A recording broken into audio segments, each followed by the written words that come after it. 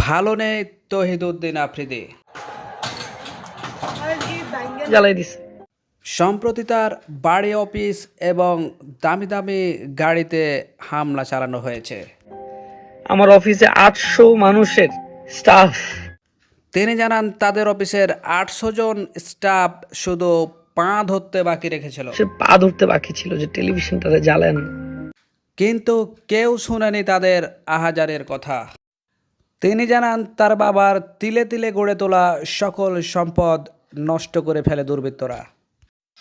লাইভে এসে কাঁদতে কাঁদতে এগুলোই বলছিলেন তহিদউদ্দিন আফ্রিদি। আমার সবকিছু ধ্বংস করে দিল। তিনি আরও বলতে থাকেন, মাই টিভির গেটটা খুলে যেই আসতো আমার কাছে, কোনোদিন নাকি কাউকে খালি হাতে ফিরিয়ে দেননি।